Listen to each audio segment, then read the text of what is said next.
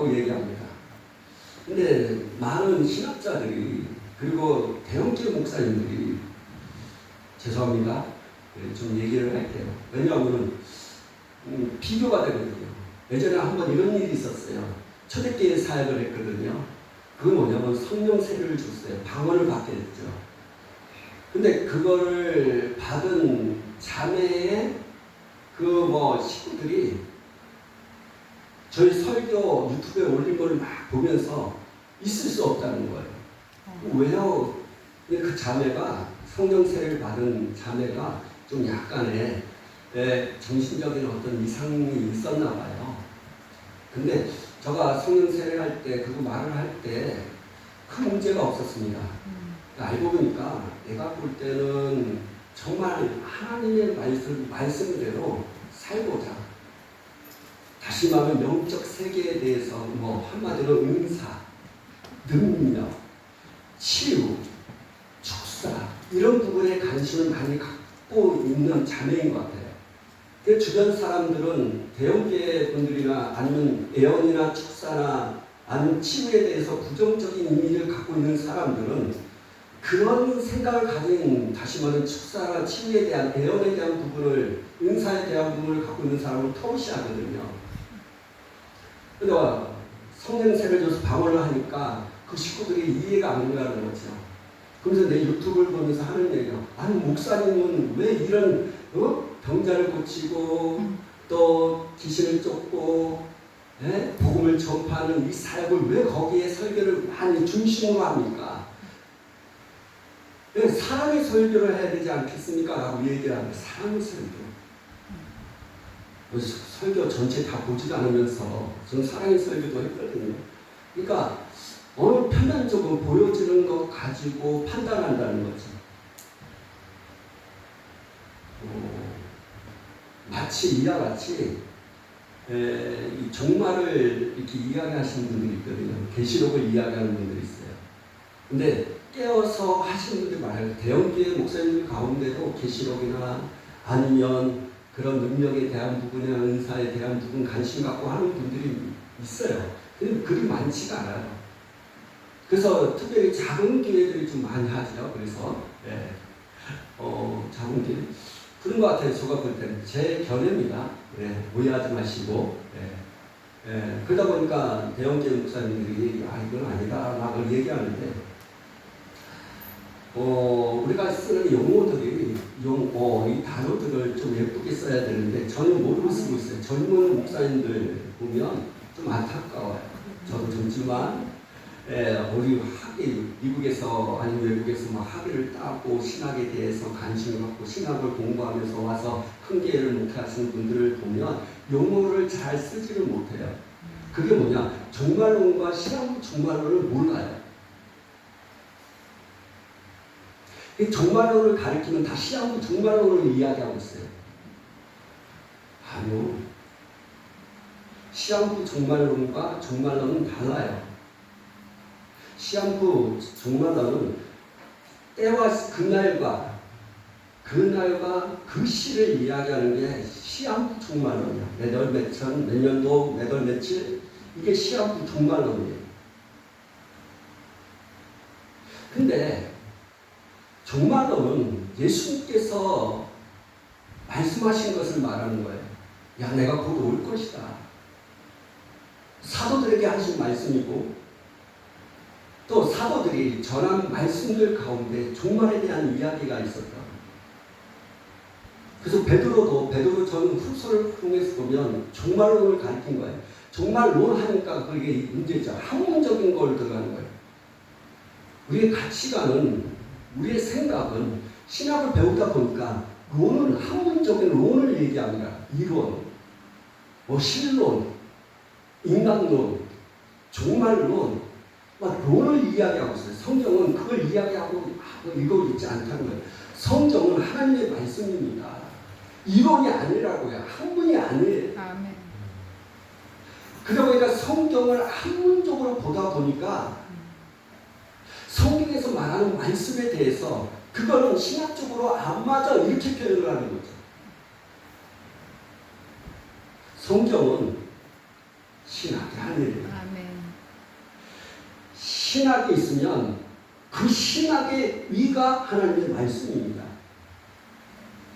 하나님의 말씀과 신학이 동등될 수 없고 하나님의 말씀보다 신학이 올라가고 말씀을 지적하는 것이 신학의 위가 아니에요.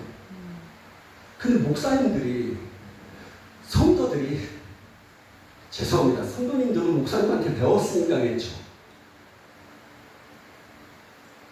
어떻게 보냐? 성경과 신학을 동시봐요. 더 심각한 것은 하나님의 말씀보다 신학을 우선시한다는 거죠. 그래서 문제라는 거예요. 왜? 성경은 치유가 멈춘 적이 없다고 얘기하고 있어요. 다시 말하면 성경은 멈췄다. 치유, 귀신 쫓는 것, 축사, 예언, 방언 끝났다고 성경은 말하고 있지 않습니다. 아멘. 근데 신학자들은 이야기합니다. 끝났어. 방언은 없어. 치유는 없어. 축사, 귀신 쫓는 거 없어. 은사 없어. 초대교회 당시에 잠깐 있을 뿐이고 현대적으로는 있을 수 없어. 그게 하나님의 말씀보다 위에 있다는 것입니다. 제가 이 하나님의 말씀을 목회자들에게 말씀을 전하는데 저는 성경을 가지고 그대로 전하거든요. 근데 이미 안에 있는 이 생각 속에는 신학에 대한 교리에 대한 부분들이 너무 자리 잡다 있다 보니까 하나님의 말씀을 전해도 이건 신학적으로 교리적으로 안 맞아서 탁 던져요. 그리고 하나님의 말씀을 받지를 않아요. 이 참 안타까운 것입니다. 안타까워.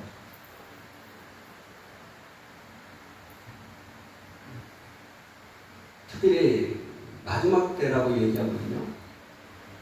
성경에서 마태복음 24장에 보면 예수님께서 문고리를 잡고 있는 시기예요.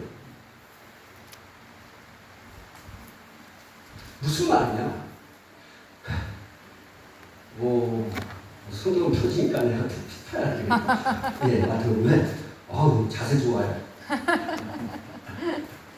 왜냐하면 이 말씀에서 제가 막 전하는데 어떤 면은 자기가 성경을 읽었어요. 근데 그 말씀이 이게 안 들어와요. 생소하게 들려요. 모르는 건 아니에요. 근데 생소하게 들려요. 그렇기 때문에 얘기하는 것입니다. 마태복음 24장에 보면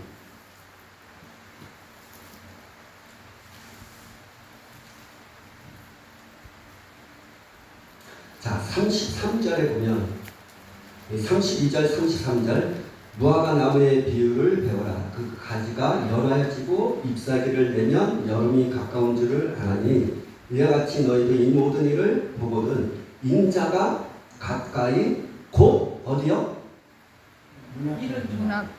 문 앞에 이른 줄 알라. 아멘. 여러분 예수님께서 지금 문 앞에 있어요. 문고리를 딱 잡고 이제 열면 종말이 생기는 거예요. 아니 종말이 아니고 주님의 오심에 대한 것이 온다는 거예요. 근데 지금 사람들은 예수님께서 언젠가 오겠지, 종말은 있겠지 라고 생각하는데 예수님은 문 앞에 있다고요. 근데 성도들은, 목회자들은 그것을 준비하지 않고 있어요. 주 오심에 대해서 준비하라고 말씀하고 있는데도 불구하고 모르고 있다는 거예요. 그럼 문 앞에 왔어요. 그럼 주님을 어떻게 준비해야 됩니까? 주 오심에 대해서 준비할 게 뭡니까? 시한부 종말론자, 저는 얘기합니다. 기독교 종말론을 얘기하고, 저는 기독교 종말론을 얘기할 뿐이에요. 이론. 이걸 단어를 쓰고 싶지 않은데 우리의 가치관이 그래서 얘기하는 겁니다. 우리는 예수님께서 말씀하신 종말에 대한 부분, 그 부분을 내가 얘기하고 있는데 사람들은 그걸 잘 모르고 있다는 거예요.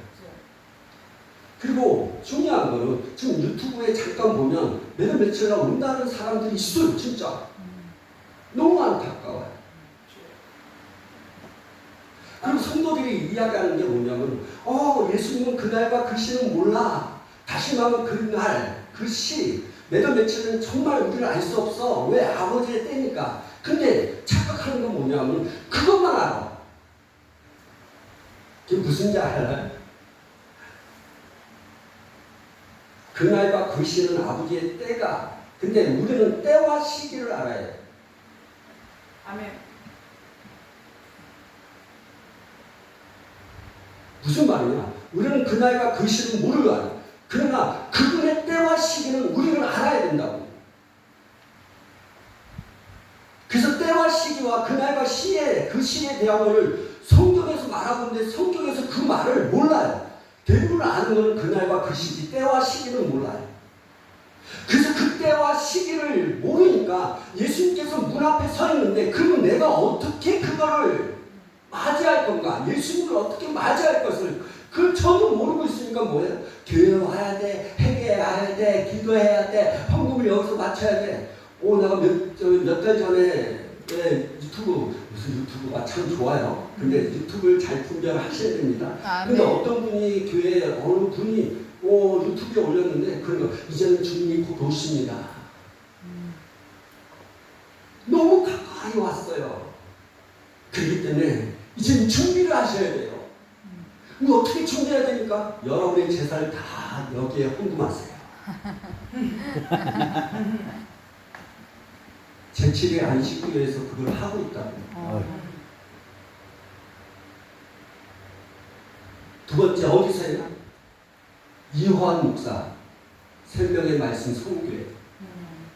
거기 이단이요. 근데 생명의 말씀 선교회는 연예인들이 많이 다니니까 괜찮겠지. 아니요. 거기도 2번인가 3번인가 주님이 곧 오시니까 1억씩 작성하고 헌금하라고 그러는데 왜 그럴까요?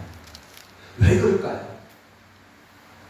문 앞에 오는 거는 주님이 왔다는 걸 아는데 그날과 그 시는 모르기 때문에 성경에 보면 항상 깨어 있어야 됩니다 하고 얘기할 뿐이지 때와 시기에 대한 그 말씀을 하고 있다는 것조차도 모르겠다고. 성경에 때와 시기에 대해서 너희는 알고 있으니까 그 때와 시기에 대해서 너희들이 준비하라. 알고 있어라는 거예요. 그럼 여러분은 그날과 그 시는 몰라도 때와 시기는 알아야지. 아멘. 근데 사람들이 뭐냐? 그날과 그 시와 때와 시기는 똑같겠지. 달라요. 자, 여기 다른 걸 얘기해 줄게요. 자, 36절 읽어보세요. 시작. 마태복음 24장 36절이에요. 그러나 그날과 그때는 아무도 모르는 하늘의 천사들도 아들도 모르고 오직 아버지만 아시니라. 그렇죠. 그날과 그때는 몰라요. 아버지만 아시는 거예요. 아버지만. 자, 데살로니가 전서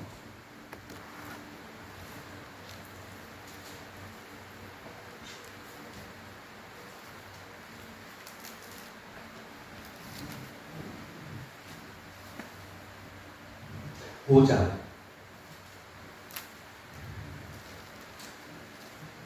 데살로니가전서 5장 1절 2절 시작.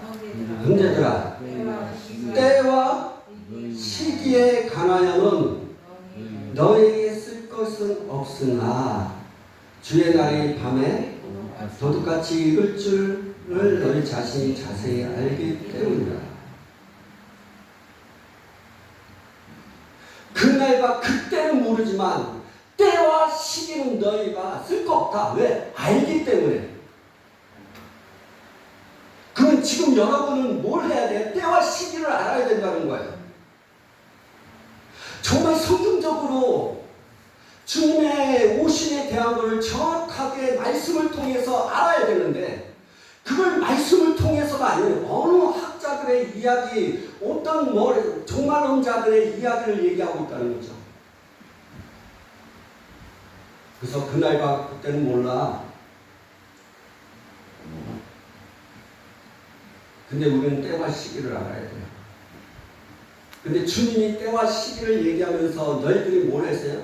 주의 날이 밤에 도둑같이 온다. 여러분, 주님이 오실 때 밤에 도둑같이 와요.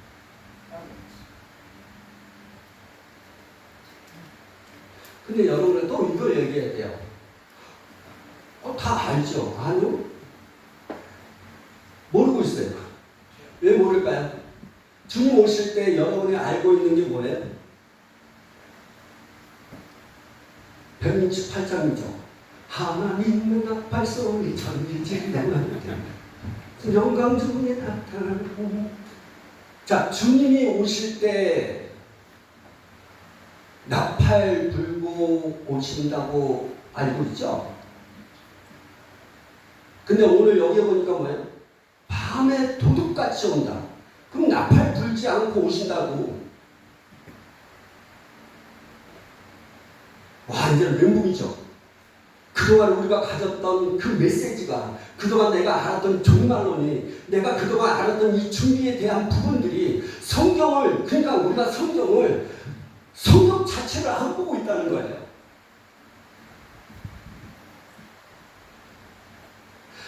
주님이 오시면 나팔 불면서 오실 때가 있고 도둑같이 오실 때가 있다는 거예요. 그래서 그날과 그때는 모르지만 때와 시기를 알아서 문 앞에 있는 예수님을 맞이할 수 있는 사람이 되어야 되는 거예요. 그래서 성경에는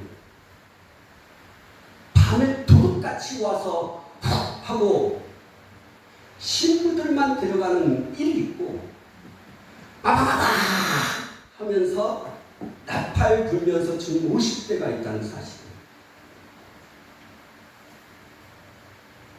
지금 시기는 그날과 그때를 말하는 게 아니라 때와 시기를 얘기합니다. 주님이 도둑같이 오는 시기를 맞이하고 있어요. 그럼 어떻게 해야 되느냐? 바로 신부단장 하라는 거예요. 신부단장. 근데 저가 많은 목회자를 만날 수가 없으니까 유튜브를 통해서 보는데 신부단장 얘기하는 유튜브 한번 보세요. 엄청 많아요. 근데 그 신부단장이 성경에서 이렇게 이야기하지만 그 비밀을 정말 캐내서 이야기하시는 분들이 많지가 않아요. 그래서 오늘 이 신부단장에 대한 성경적인 걸 좀 말씀을 드리려 합니다. 근데 이걸 받아들여도 되고 안 받아들여도 그건 여러분들의 몫입니다. 저는 그냥 하나님께서 말씀을 통해서 보여준 그대로 여러분에게 전하고 싶습니다. 단지 저는 신학적, 교리적 그 누구의 말이 아니에요. 성경을 가지고 성경을 통해서 성경을 통해서 계시된 말씀, 조명된 말씀, 이 말씀을 전합니다. 지금 저는 항상 성령님과 함께합니다.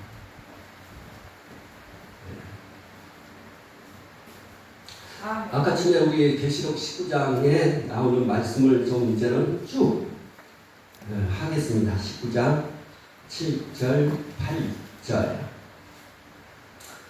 오해된 부분들을 여러분에게 이해시키고 성경적인 부분을 말씀을 드릴게요.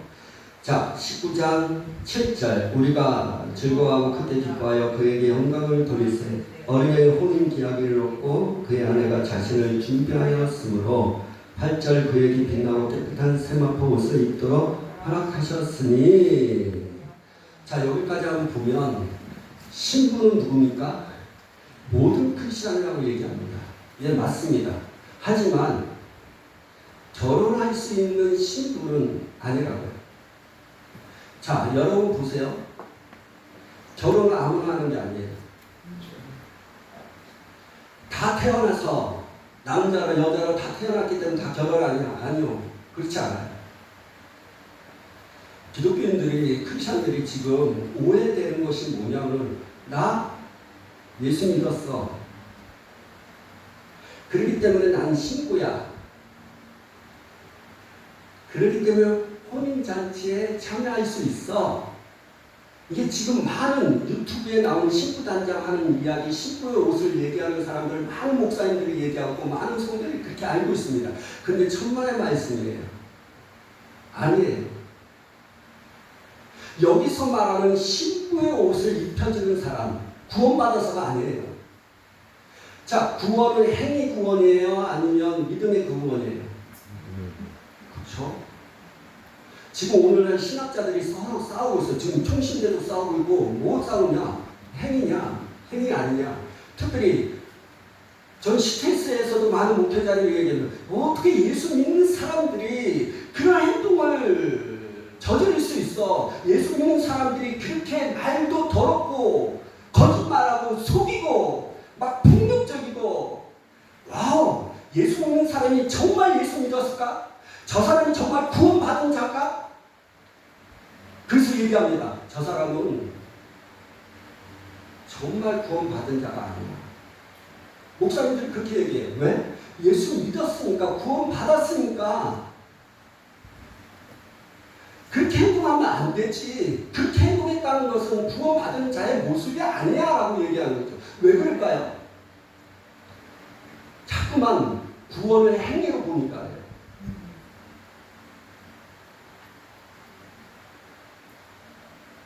여러분, 구원은 뭐예요? 사람들은 믿음 구원, 행위 구원 이거를 자꾸만 혼돈스러워요. 그리고 가장 중요한 오늘날은 많은 부흥사를 얘기해요. 그따위 행동을 하는 사람은 예수 믿은 사람의 자격이 아니야. 근데 왜 그럴까요? 성경을 몰랐어요. 성경에는 그 부분을 말하고 있어요. 왜 오늘날 박옥수 목사라는 사람한테, 구원파한테 왜 거기에 다 들어갈까? 왜 시천지에게 다 들어갈까? 하나님 말씀을 몰라서 그래요. 구원파는 뭐래요? 당신 구원받았습니까? 네. 그러면 구원받은 사람은 죄를 져야 안 져요? 안 지죠. 그러면 또 구원받은 사람, 죄 있는 사람은 구원받을 수 있어요? 아니요. 죄 있는 사람은 구원받을 수 없어요. 그럼 당신은 죄 안 졌어요? 아니요. 죄 졌어요. 그럼 당신은 구원 못 받았네? 이게 구원파잖아요. 근데 그 구원파처럼 지금 얘기하시는 목사님들이 있어요. 내역대 목사님들이. 구원파는 아니에요. 근데 자꾸만 당신 예수 믿었으니까 행위가 온전해야지. 그 따위 행위를 가진 자가 정말 예수 믿는 사람의 모습이야? 그렇게 얘기하는 이유가 뭘까요? 하나님의 말씀을 모르기 때문이에요.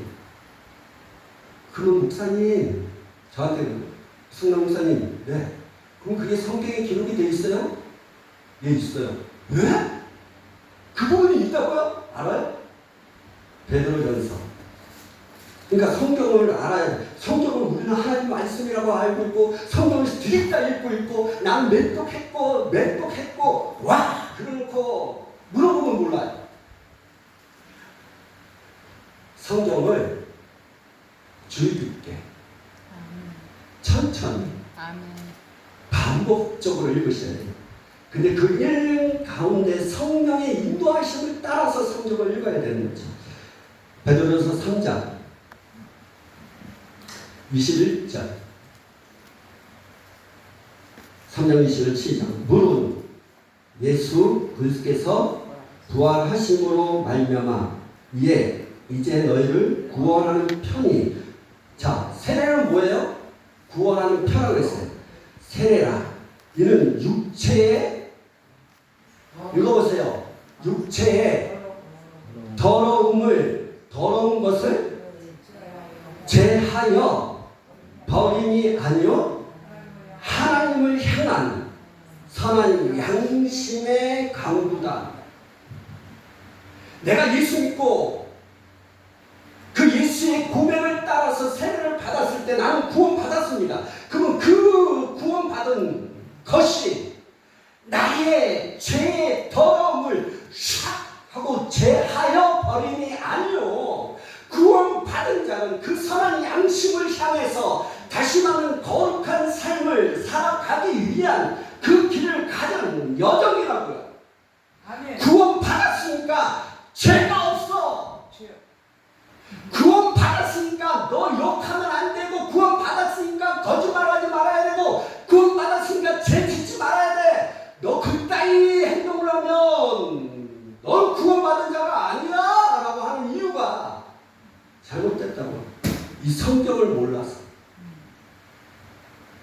과정은 너무도 재밌어요. 내가 하나님을 어떻게 섬겨야 될지, 그 하나님을, 하나님께서 나에게 어떤 뜻을 갖고 있고 어떤 것을 말씀하시는지. 우리가 한 2년 전부터 저희 교회에서 하는 것이 있습니다. 당신의 태어남이, 당신의 생일이 무엇을 뜻하고 있는지 알고 계십니까? 라는 제목으로 설교했어요. 자, 여러분 생일 맞이하시죠? 생일 있죠? 네. 여러분의 생일 뭐예요? 계산이 나오나? 그쵸? 그 뭐예요? 그거 생일 맞이하면서, 그 생일 맞이하면서 뭐 할 거예요? 여러분 네이버 검색을 치면 생일 케이크 딱 치잖아요. 영적으로. 그게 뭔지 아세요? 네이버에 나와요. 생일은 생일 케이크 있는 거, 생일 촛불을 꽂는 거, 이것은 곧 사단에게 바치는 날이에요.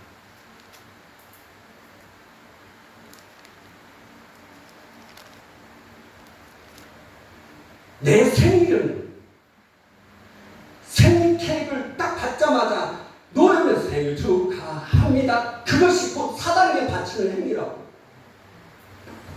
네이버에 나와 있습니다.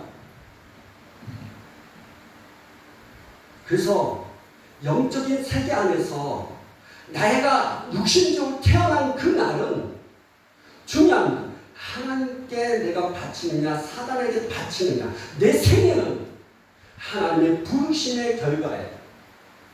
그래서 생일을 맞이할 때마다 하나님의 부르심에 대한, 그리고 하나님을 위한,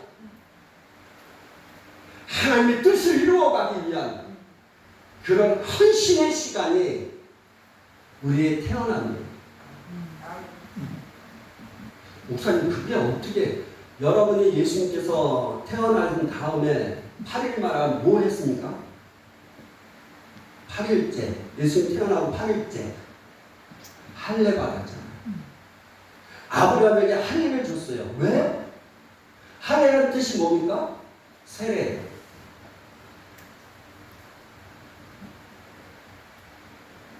구약시대에 아이들, 남자아이들은 태어나면 할례, 8일을 통해서, 할례를 통해서 하나님께 바치게 돼 있다고.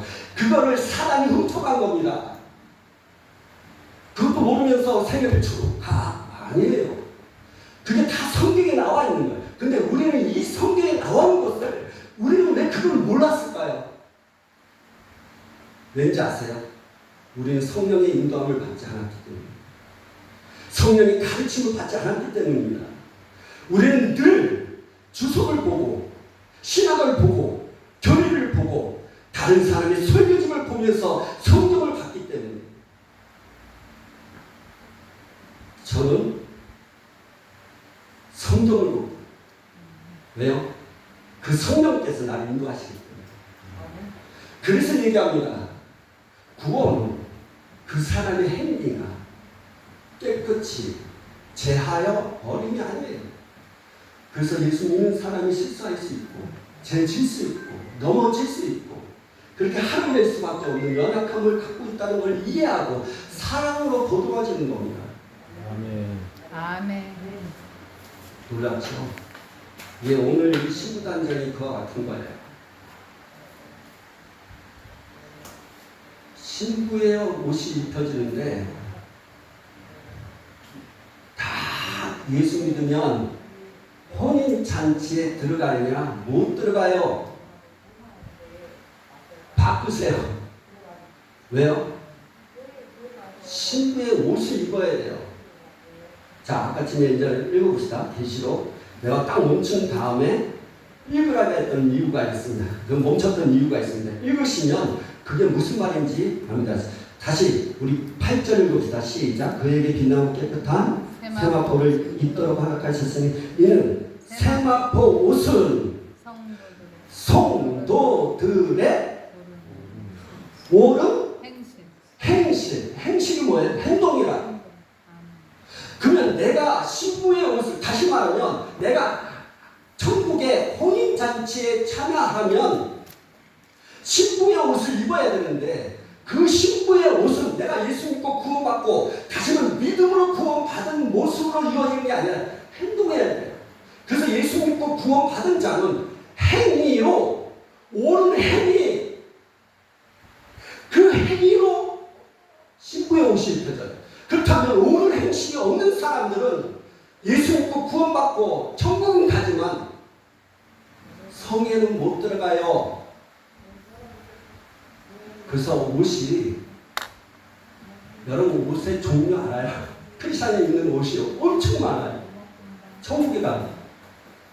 성경에서 말하는 옷들이 있어요. 골로새서에 보면 겸손의 옷, 사랑의 옷이 있고. 근데 그거는 일단 여러분, 내가 하나님의 말씀대로 순종할 때 입혀지는 옷들이 많은데, 근데 중요한 건 저는 여러분한테 신부의 옷을 얘기하는 거예요. 그렇다면 여러분이 아셔야 할 것이 있습니다. 중요한 게 있습니다. 두 가지 옷이 그렇게 중요합니다. 하나는 구원의 옷이고, 하나는 옳은 행실로 입혀지는 신부의 옷이 있어요. 성경에 나와 있습니다. 이사야 61장 10절.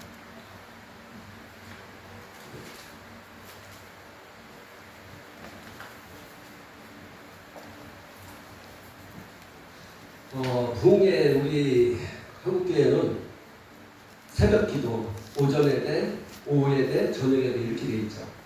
근데 그러니까 오후 2시 그 정도의 예배 그 부흥회는 항상 성경 공부를 했어요. 오늘은 좀 여러분이 평소에 많은 부흥회를 하고 회개도 하고 능력 달라고 기도하고 했던 부분들이 있죠. 오늘은 저가 할 때는 좀 성경 공부한다 생각하시고, 우리 한국교회의 전통을 따라서 성경 공부한다 생각하시고 하나님 이렇게 따라와 주셨으면 좋겠어요. 이사야 61장 10절 읽어보세요. 시작. 내가 여호와로 말미암아 크게 기뻐하며 내 영혼이 나의 하나님으로 말미암아 즐거워하리니 이는 그가 구원의 옷을 내게 입히시며 공의의 겉옷을 내게 더하시니 신랑이 사모를 쓰며 신부가 자기 보석으로 단장하게 하셨습니다. 자, 구원의 옷입니다. 그리고 구원의 옷은 속옷이에요. 구원의 옷은 속옷이고 겉옷이 있습니다.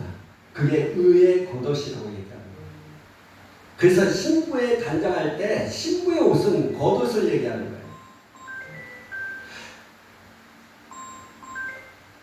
성경에 재밌는 걸 보여줄까요? 여러분이 구원의 옷은 어디 입혀져요? 본 적 있나요? 성경에는 참 아리까리하게, 일본말로 아리까리. 맞나요? 아니죠? 정말 헷갈리게 하셔갖고 신학을 책을, 도리책을, 주석책을 보지 않으면 이해되지 않도록 만들어버렸어요. 이게 너무 안타까워. 근데 하나님의 뜻이 있는 거예요. 사도행전을 나중에 찾아보세요. 하나님을 만날 때 더듬으면서 하나님을 찾도록 하나님께서 만드셨어요. 왠지 알아요? 그게 어디서부터 시작된지 아세요? 그게 바벨탑이에요. 그 언어를 혼잡하게 하심을 통해서 단순하게 바벨탑이 무너졌어. 그의 재성이야. 성경의 전체를 모르는 거죠. 그래서 하나님의 말씀을 더듬어 찾는 게 뭔지 모르는 거죠. 그래서 주석을 보는 거죠. 근데 성령은 그걸 아셔요. 왜? 저자가 누굽니까? 성경책의 저자는 누구예요? 사람입니까? 성령이 감동으로 된 책이겠어요. 성령님이 저자이십니다. 저자 대신 성령님께서 우리를 성경을 이해시키고 가르치시고 알게 하실 겁니다. 자꾸만 은사별로 기도하지 마십시오. 달라는 거 잘못이 아니에요. 근데 사람들은 그냥 은사, 은사. 성령님은 인격적인 존재입니다. 그보다 더 큰 축복이 있어요. 은사보다 더 큰 축복이 하나님의 말씀을 아는 것입니다. 아멘. 오늘날 부흥회가 많이 참석하지 않은 이유가 뭔지 아십니까? 7, 80년대, 70년대, 80년도까지 월디 그냥 말씀이 제목 설교 여기서 뽑고 저기서 뽑고 저기 발달아 이렇게 하고 성도들의 지식은 점점 커지고 있어요. 문화가 발달되어 있잖아요. 과학이 발달. 지금 AI가 설교를 하고 있어요. AI가 지금 목사님들이 설교를 어디서 뽑아요? AI에서 다 뽑아요. 저보다 더 훌륭해. 인공지능 가지고 있는. 너무 안타깝죠. 그렇기 때문에 AI 시대에 하나님의 말씀이 움직이는 것을 성도들에게 보여줄 수 있는 방법이 무엇이냐 이게요. AI가 아니라 이 성경을 그대로 알아야 되는 거예요. 지금 성도들은 AI를 통해서 여러분 목사님 설교할 때 저 표절했나 표절 안 했나 AI에게 촉촉 물어봐요. 그러면 AI 컴퓨터 핸드폰을 딱 보고 목사님도 표절했네 이거죠. 그래서 생명이 없는 것입니다. 거기에 능력이 없고 기쁨이 없는 거예요. 종교 생활하는 거죠. 그러게 여러분이 하나님의 말씀을 진짜 많이 하셔야 돼요. 그래야만이 여러분들이 생명을 전할 수가 있어요. 예수의 생명을 전할 수 있어요. 성도들 안 와요. 작은 교회 큰 교회 가지. 작은 교회 안 와요. 왜 힘드니까. 근데 여러분 어떻게 할 거예요? 그럼 포기할 건 아니에요.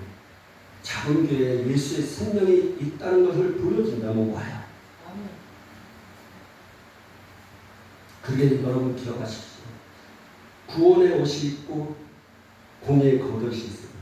목사님, 그러면 글쎄 옷을 내가 뭐냐니까? 내가 구원의 옷을 언제 받았을까요? 갈라디아서 3장 27절. 우리가 많이 알고 있는데도 그걸 모르고 계시는 거예요. 저는 여러분이 알고 있고 읽으면 이거 봤어요. 성경 읽다 보면 알아요. 예. 근데 그 뜻 그거를 내가 알려주는 거예요. 복은 봐도 그 뜻의 의미를 몰라서 3장 27절 시작. 누구든지 글서와 합하기 위하여 세례를 받은 자는 무슨 글서의 옷을 입었다. 여러분이요 글서의 옷을 입었다는 구원의 옷이에요. 언제 세례 받았을 때. 세례 받으면 글서의 옷을 입는 것이고 여러분이 옳은 행실을 할 때는 무엇을 옷이냐? 공의의 겉옷을 입는 거예요. 그게 신부단장이에요. 제가 얘기하는 신부단장은 그냥 예수 믿고 글쎄 옷을 입었으니까 내가 천국에 가면 결혼 예식이야. 아니요, 못 가요. 정확하게 얘기했어요. 성경의 말씀을 그대로 보셔야 돼요. 19장, 계시록 19장 8절에는 이건 성도들의 옳은 행실에 있어요.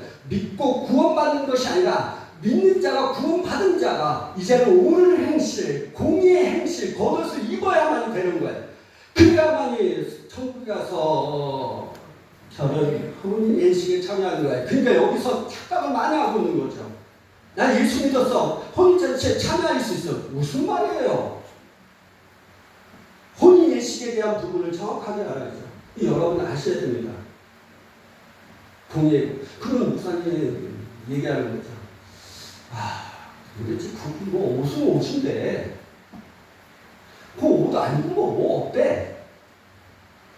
여러분 심각한 겁니다. 천국에는 잘 보세요. 이게 천국에 대한 부분을 얘기합니다. 이 천국이 이렇게 천국이 있으면 천국 안에 뭐가 있는지 아세요? 예루살렘 성이 있어요. 자, 성이 있어요. 성. 자, 성 안에 뭐가 있습니까? 예수님의 보좌가 있는 거예요. 예수님의 보좌가 어디 있어요? 성 안에. 여러분 계시록 보면 24장로가 주님을 찬양하고 12 제자들이 사도들이 예수님 찬양하는 곳이 어디냐? 성 안이에요. 그럼 성 안에 또 뭐가 있는지 아세요? 세명수 가궁이 어디에 있어요? 보좌로부터 흘러나와요. 근데 그 성에 들어갈 수 있는 사람이 누구냐? 신부의 옷을 입는 자가 그 보좌에 들어가는 거야. 성에 들어가는 거야. 그러면 결혼 예식이 어디서 해요? 여러분 결혼식 할 때 여러분 아무 데서 하지 않죠? 결혼식장에서 하잖아요. 지금 결혼식장은 많이 없어졌지만 결혼식장 있잖아요. 여러분 그 결혼할 수 있는 장소가 어디예요? 성 아니에요. 성 밖에서 결혼식을 할 수가 없어요. 그럼 내가 성 안에 들어가야 돼요. 근데 성은 아무나 못 들어가요. 그래서 여러분이 아시는 생명책 아시죠? 생명책은 뭐예요? 생명책. 예수님이 듣고 구원받은 자는 다 생명책에 기록이 돼요. 그럼 성에 들어갈 수 있는 사람은요? 그것도 책이 있어요. 그게 어린 양의 생명책. 그래서 생명책과 어린 양의 생명책을 보지 못하면 이게 안 열리는 거예요. 똑같다고 생각하죠. 왠지 아세요? 달라요. 성경을 보세요. 요한계시록을 왜 사람들이 어렵고 이해되지 않고 십천체에게 다 빼고 14만 4천 명이 누군지를 전혀 몰라하고 그걸 십천체한테 왜 배우냐고. 성경을 배우면 되는데. 여러분 14만 4천 명은 7장과 14장이 달라요. 그들은 14만 4천 명이래. 그러면 14만 4천 명 이만희가 거짓말을 해요. 거짓말하는 자는 절대 14만 4천 명이 될 수 없어요. 항상 예수님을 쫓아다녀야 돼요. 신천지 가운데 예수님 쫓아다니는 사람은 어디 있어? 그러니까 성경을 저는 모르니까 14만 4천 명은 모르는 거예요. 그러니까 여러분이 아셔야 할 것은 성경 계시록은요 쉬워요. 읽다 차고 뭐 필요 없어요.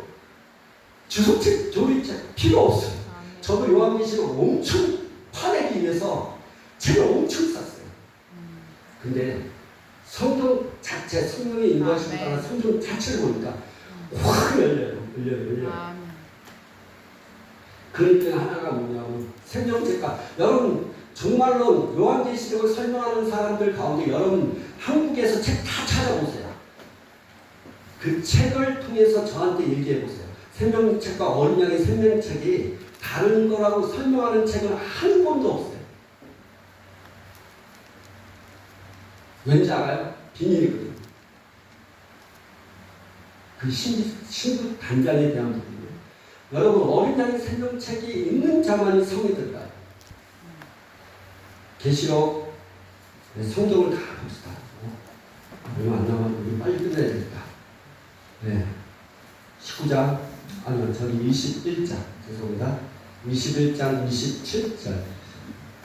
시작. 무엇이든지 속된 것이나 가증한 일 또는 거짓말하는 자는 결코 그리로 들어가지 못하되 오직 어린 양의 생명책에 기록한 자들만 들어가리라. 근데 여기 보니까 성이라는 단어를 안 쓰고 있는데 여러분이 보시면 21장에 9절부터 쭉 보면 이제는 성에 대한 이야기 나오면서 이게 끝나는 거예요. 성은 아무나 들어가지 못해요. 그래서 성에 들어갈 자가 누구예요? 어린 양의 생명책에 기록한 자인데 그럼 그 어린 양의 생명책에 기록한 자가 누구냐? 옳은 행실을 하는 사람, 특별히 신부의 옷을 입은 자만이 어린 양의 생명책에 기록이 되고 들어갈 수 있는 거예요. 이 심각해진 거죠. 이제 심각한 겁니다. 구원의 옷을 입고 예루살렘 성에 들어가면 못 들어가요.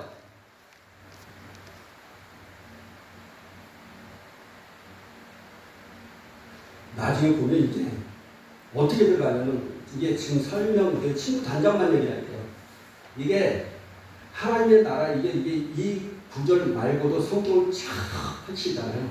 쭉 펼치면 하나님의 나라에 들어갈 자와 들어가지 못하는 자, 예수 믿었는데도 불구하고 성에 못 들어가고 예수 믿을지라도 더러우면서 천국에 들어갈 수 있고 또 어떤 사람은 기업을 잃을 자가 있고 기업을 받지 못하는 자가 있고 중요한 건 술 먹으면 지옥 가느냐? 예, 지옥 갑니다. 예, 우상 숭배합니까? 예, 지옥 갑니다. 근데 우상 숭배했습니다. 지옥 갑니까? 안 가요. 이것까지. 술 먹으면 100% 지옥 갑니다. 하지만 또 회개하면 괜찮아요. 그게 그러한 부분이 쫙 펼쳐지는 거예요. 성경 자체로만. 그래서 여러분이 궁금한 거 있잖아요. 구원, 치유, 성령 세례, 방언, 능력, 예, 성경의 요한계시록의 전체적인 부분, 특별히 주 오심에 대해서 준비하는 방법들, 이게 성경에 쫙 그냥 파노라마 그것처럼 쫙 펼쳐져요. 근데 지금 신부단장을 위해서 한 부분만 하는 겁니다.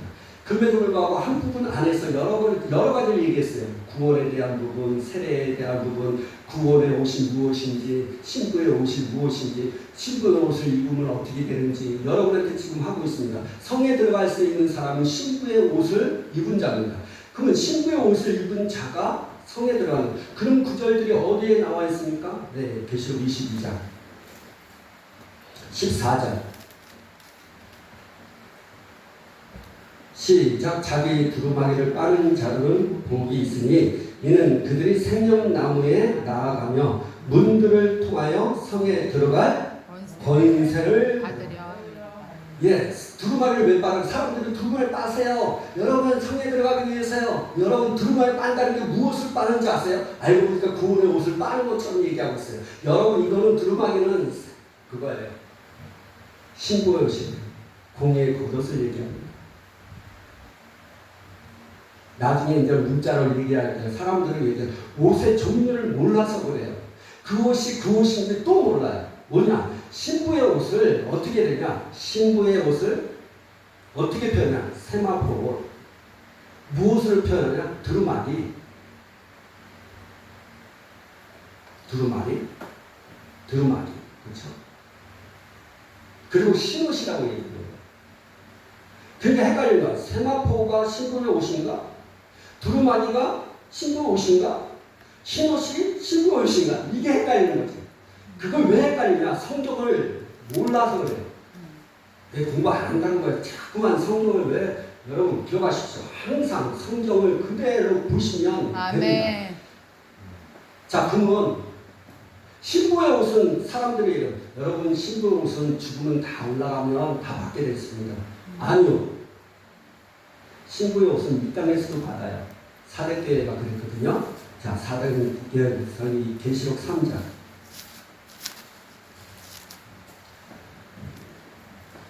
3장 6절. 3장 4절입니다. 3장 4절. 그러나 사대에 그 옷을 더럽히지 아니한 자 몇 명이 내게 있어 신옷을 입고 나와 함께 다니니 그들은 합당한 자인 영광아. 아멘. 이기는 자는 이와 같이 신옷을 입을 것이요. 그러니까 사람들이 얘기하죠. 그러니까 이게 하나님이 성령의 인도하심을 받지 못하면 이걸 아니 무슨 이게 무슨 신부옷이에요. 신옷이잖아요. 구원받은 사람들 신옷이고 이게 신옷인데 무슨 세마포옷이고 이게 신부의 옷이고 이걸 입어야만이 성이 들어가. 에이, 이 성령의 인도함을 받지 못하는 사람이에요. 왠지 아세요? 성령의 인도하심을 받는다면 그 말을 못해요. 왜요? 말씀이 기록이 되어 있거든요. 자, 5절 읽어보세요. 다시 읽으세요. 시작. 이기는 자는 흰 옷을 입을 것이요. 아니 구원은 행위예요? 아니 믿으면 돼요. 뭘 이겨?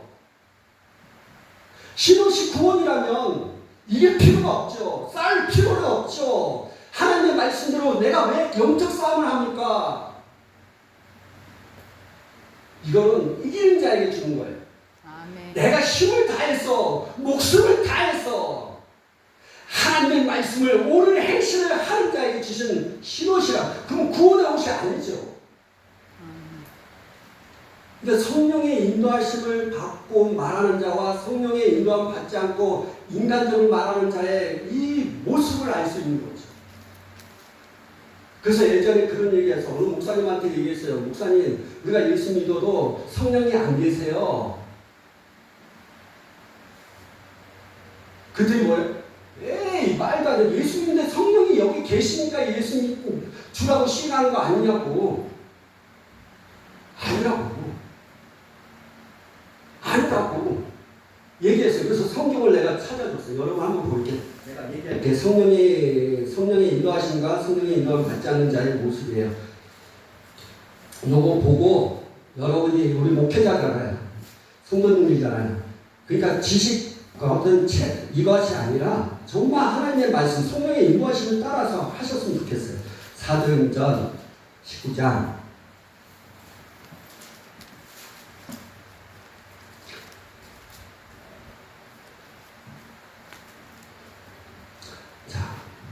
사도행전 19장 봅시다.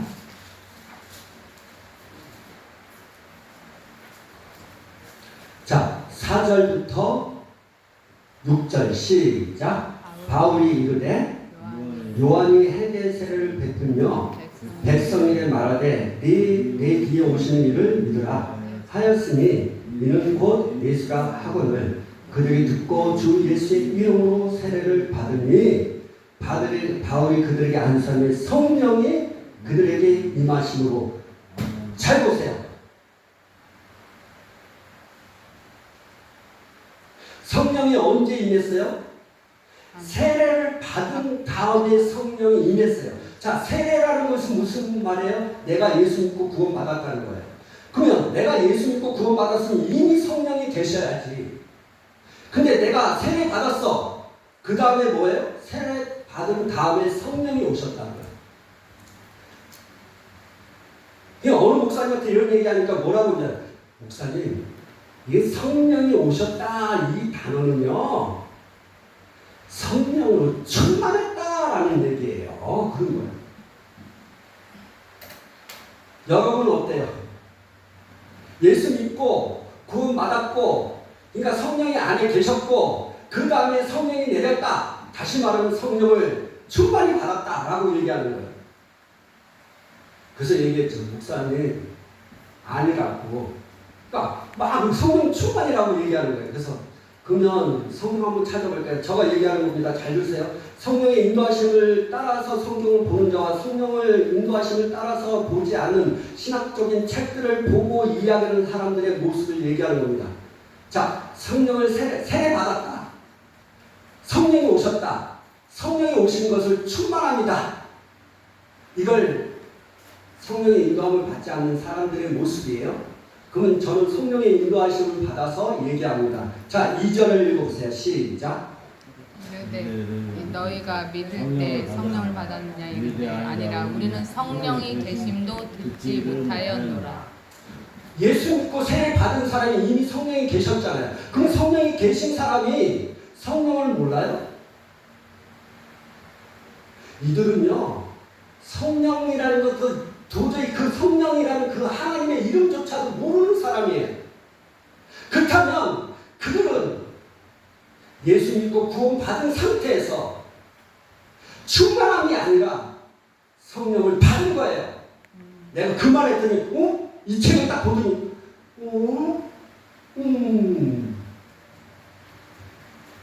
알겠습니까? 결론적으로 여러 말씀드리고 싶습니다. 신부단장 간단히 꽤 오래 많은 시간을 가지고 한 3시간 분량을 해야 됩니다. 원래가. 근데 이렇게 딱 요약을 합니다. 우리가 알아야 할 것은 하나님의 말씀 자체를 봐야 합니다. 성령의 가르침을 받아야 되고 성령의 인도함을 받으셔야 돼요. 특별히 그 중에 하나가 신부단장이죠. 예수 믿으면 신부가 되니까 혼인잔치에 다 들어갈 수 있다? 아니에요. 예수 믿고 신부가 되지만 신부의 옷은 따로 입어야 돼요. 드레스를 입어야 되죠. 그 드레스는 옳은 행실이에요. 믿음으로 구원받지만 그 구원받아가 행위를 할 때, 옳은 행실을 할 때 입혀지는 옷이에요. 그 옷은 내가 성에 들어가서 예수님을 직접 볼 수 있는 거예요. 성 밖에 있는 것이 아니라 성 안에 들어가는 것입니다. 그래서 신부의 옷은 내가 천국에 들어가서 성 안에 들어가는 것도 있지만 다시 얘기합니다. 종말에 대한 걸 내가 괜히 얘기하는 게 아니에요. 주님이 도둑같이 오신다 했어요. 도둑같이 올 때, 나팔 불고 오는 게 아니에요. 도둑같이 올 때 신부들만 데려가요. 신부의 옷을 입은 자만이 들어가는 거예요. 나중에 나팔 불고 오셔요. 그래서 성경을 보셔야 돼요. 오심에 대해서 몇 가지가 얘기해요. 성경의 주님의 오심을 첫 번째 도둑같이 오는 거, 두 번째 나팔 불 때 오고, 세 번째 언제 천년왕국 때 오고, 그 다음에 또 언제요? 이제 완전히 심판 다 없어져. 사람들은 그걸 못 봐요. 왜? 성령의 인도하심을 따라서 보지 않기 때문에. 오늘 여러분 소원을 가지셔야 돼요. 신부단자. 이제 신부에 다시 한번 구원의 옷으로 만족할 것이 아니라 정말 옳은 행실을 하셔야 돼요. 그래야 성에 들어갈 수 있어요. 거기에는 생명나무가 있습니다. 거기에는 생명강이 있습니다. 거기는 예수님의 보좌가 있는 곳입니다. 거기에서 우리는 결혼, 혼인, 예식을 하는 거예요. 그래서 지금 여러분이 이 땅에서 그냥 사는 것이 아니에요. 주님이 문 앞에 있습니다. 그럼 우리는 어떻게 준비하셔야 됩니까? 신부 단장에 하셔야 돼요. 주님이 문 앞에 와 있기 때문에 우리는 공의의 겉옷을 입도록 하셔야 됩니다. 그러기 위해서는 옳은 행실을 하셔야죠. 그 옳은 행실이 무엇입니까? 성경에서는 몇 가지를 얘기합니다. 그리고 큰 기둥을 얘기하겠습니다. 마태복음 28장 19절에서 20절, 마가복음 16장 15절에서 20절입니다. 그걸 유혹한다면 첫 번째 복음을 전파하라. 두 번째 귀신을 쫓아라. 세 번째 새 방언을 말하라. 네 번째 병자를 고치라. 여섯 번째 세례를 줘라. 일곱 번째 제자를 삼으라.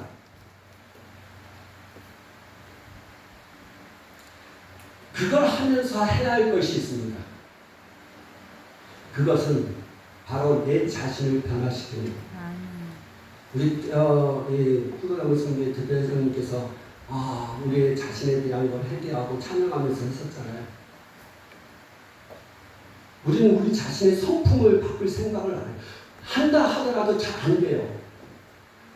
나중에 기회가 되면 그러한 성품들을 바꾸는 방법들을 여러분에게 말씀을 드리고 싶어요. 다시 말하면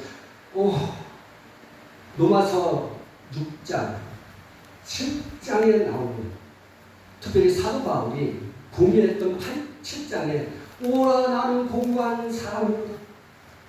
그 앞에 구절을 뭐야? 나는 선을 행하기를 원하나 악을 행하는 도다.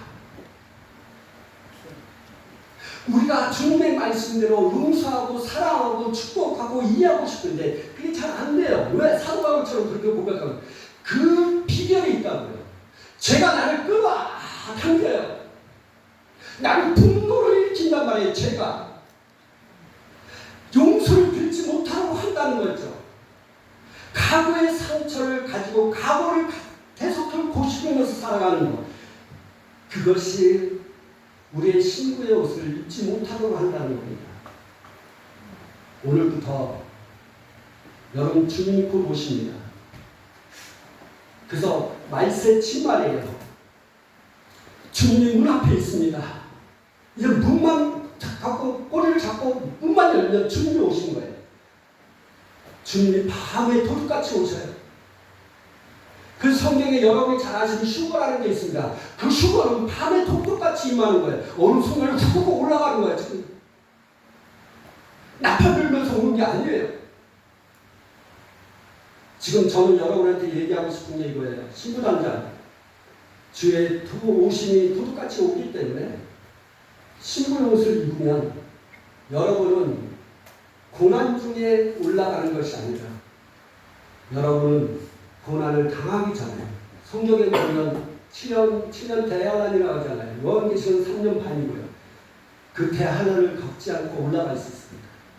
그게 바로 신부의 옷을 입는 거예요.